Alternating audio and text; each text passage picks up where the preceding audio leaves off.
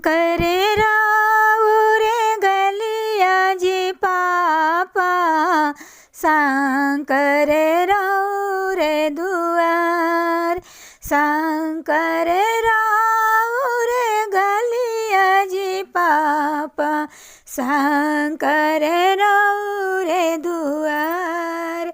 हाथिया पे आसल जी पापा, पोखरा दई न खानाय, हाथिया पे आसल बाबा, पोखरा दई न खानाय।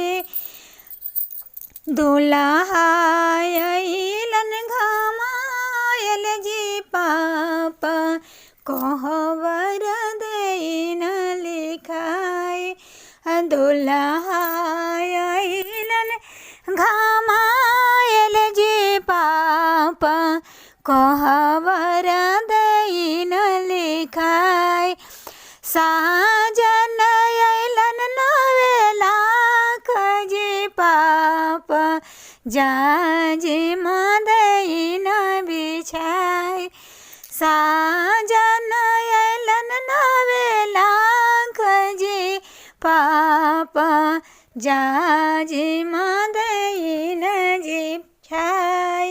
बनी करन साजन बोलावल जी पापा, साजन टेकले दुआर, काबनी करन साजन बोलावलो जी पापा, साजन टेकले दुआर। हाथिया के पोखरा खनाई बगे बेटे, दुल्हा के कोहबर लिखाई, हाथिया के पोखरा खनाई बगे बेटी, दुल्हा के कोहबर लिखाई। साजन के जाजिम भी छाइब गे बेटी, साजन जाजिम बैठी जाए, साजन के जाजिम भी छाइब गे बेटी, साजन जाजिम बैठी जाए। याउन खर खाइल जी पापा, किया रखल उधार, कियाउन खर खाइल जी पापा, किया रखल उधार।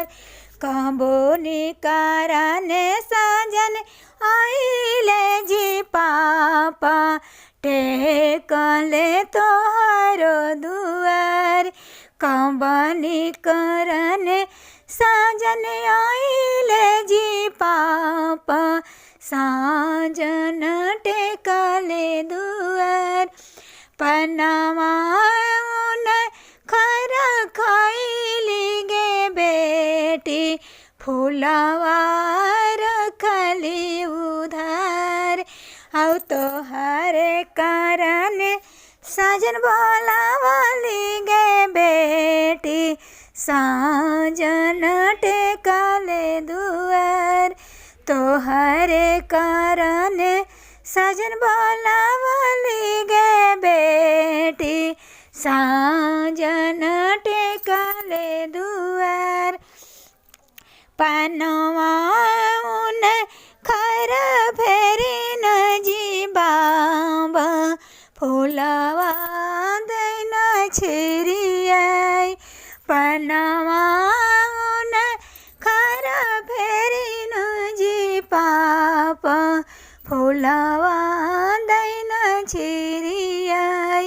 साबे धियावा ले जगह बैठी जी पापा, साजन लौटी घर जाए, धियावा ले जगह बैठी न जी बाबा, साजन वटे घर जाय शंकरे राव रे गालिया ये बाबा शंकरे राव रे